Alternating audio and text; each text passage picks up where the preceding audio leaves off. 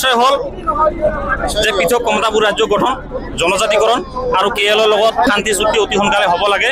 কাৰণ কেএলৰ মুৰব্বী জীৱন সিংহক কথা দিবলৈ প্ৰতিশ্ৰুতি বিলাই জংগলৰ পৰা লৈ আহি এতিয়া গৃহবন্দী কৰি ৰাখিছে আৰু কেএলৰ লগত অতি সোনকালে শান্তি আলোচনা হ'ব লাগে আৰু আলোচনা প্ৰক্ৰিয়াটো আগবঢ়াই লৈ যাব লাগে লগতে যেহেতু আমার জনজাতিকরণের দাবিটো এটা পুরানা দাবি আর ইতিমধ্যে বিভিন্ন দল সংগঠনে বিভিন্ন সরকারেও এই ক্ষেত্রে একটা সহমত প্রকাশ করেছে আর বর্তমান যেহেতু বিজেপি নেতৃত্বাধীন সরকার এইখন সরকারে 2014 চনৰ পৰা কৈ আহিছিল যে আমি কেন্দ্ৰ সৰকাৰ গঠন কৰলে 6 মাহৰ ভিতৰতে জনজাতিকরণের মর্যাদা দিম অনুরূপ ধরনের 2016 চনত যেতিয়া রাজ্যত বিজেপি নেতৃত্বাধীন সরকার আহিল তেখেতসকলে কৈছিল যে আজি জনজাতিকরণের প্রক্রিয়াটা আগবঢ়াই লৈ থকা হৈছে কিন্তু দেখিছো যে কেতিয়াবা মন্ত্ৰীগোট গঠন কৰিছিল কেতিয়াবা প্ৰতিবেদনৰ নামত সময় পাৰ কৰিছিল এটো এটা ভেকভাৱনা হৈছে আৰু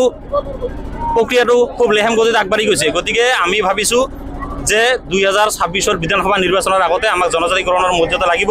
আৰু ইতিমধ্যে আমি জনজাতিকৰণ মৰ্যাদাৰ পাবৰ কাৰণে গোটেইখিনি প্ৰক্ৰিয়া সমাপ্ত হৈছে ভাৰত চৰকাৰৰ বিভিন্ন সংস্থাই ইতিমধ্যে অনুমোদন দিছে এই প্ৰক্ৰিয়াটো আৰু দেৰি কৰা থকাৰ প্ৰয়োজন নাই যে আৰু বিলখন 6 জনগোষ্ঠীৰ বিলখন ইতিমধ্যে 2019 চনতে গৈ ৰাজ্যসভাত পালে কিন্তু বিলখন তাতে উলমি ৰাখিলে বিলখনৰ কোনো ধৰণৰ যুক্তি তৰ্ক নহল আলোচনা নহল আমি ভাবিছো যে এইটো এটা সুযোগ আপোনালোকৰ হাতত যেহেতু কেন্দ্ৰত আৰু ৰাজ্য দুইখনতে আপোনাৰ চৰকাৰ আছে আপোনালোকে 2026 বিধানসভা নিৰ্বাচনৰ আগতে আমাক জনজাতিকৰণৰ মৰ্যাদা দিয়ক আৰু যদি 26 বিধানসভা নিৰ্বাচনৰ আগতে আমাক জনজাতিকৰণৰ মৰ্যাদা দিয়া নহয় তেতিয়াহলে বিজেপি চৰকাৰখনে এইবাৰ ভয়ংকৰ পৰিণাম ভুগিব লাগিব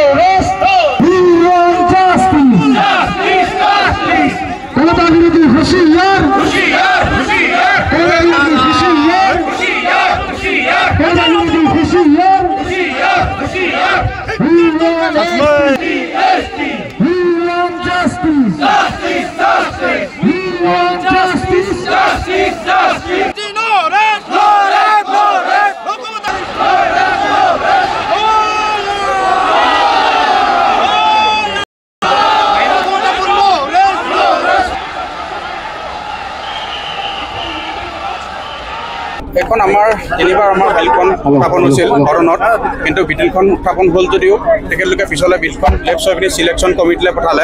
আৰু সিলেকশ্যন কমিটিয়ে যেতিয়া অসমত আহি পিনি বিভিন্ন অঞ্চলত ঘূৰিছিলে ইলেকশ্যন কমিটিৰ বিষয়ববীয়াসকল তেখেতলোকে দেখিছিলে যে অসমৰ কোচ ৰাজবংশীসকল সঁচাকৈ জনজাতি পোৱাৰ মৰ্যাদা আছে তেখেতলোকৰ বৈশিষ্ট্য আছে আৰু তেখেতলোকে পিছত সিলেকশ্যন কমিটিয়ে ইতিমধ্যে প্ৰতিবেদন দিছিলে যে অসমৰ কোচ ৰাজবংশীসকল জনজাতি পোৱাৰ সম্পূৰ্ণ মৰ্যাদা আছে তেখেতলোকৰ জনজাতিকৰণ কৰিব লাগে কিন্তু পিছত ভাৰতত চৰকাৰ চেঞ্জ হোৱাৰ কাৰণে আমাৰ বিলখন থাকি গ'ল ইতিমধ্যে আপোনালোকে জানে NCDS national commission of schedule tribe তেখেতলোকে ইতিমধ্যে মানে অসমৰ যিখিনি কোচ ৰাজবংশী আছে তেখেতলোকে যে জনজাতিকৰণ পোৱাৰ মৰ্যাদা আছে সেইখিনি দিছে আৰু ৰেজিষ্টাৰ জেনেৰেল অফ ইণ্ডিয়াই তেখেতলোকে ইতিমধ্যে কৈছে যে আপোনালোকৰ কোচ ৰাজবংশীৰ জনজাতিকৰণ পোৱাৰ সম্পূৰ্ণ বৈশিষ্ট্য আছে গতিকে ইয়াত আৰু লোকঢাক কৰাৰ কোনো বিষয় নাই ইয়াত অসম চৰকাৰে হওক বা ভাৰত চৰকাৰে হওক তেখেতলোকে কোনো ধৰণৰ মানে ৰাজনীতিক নকৰি তেখেতলোকে আমাৰ কোচ ৰাজবংশীসকল জনজাতিকৰণটো বিষয়টো অতি সোনকালে সমাধান কৰি দিব লাগে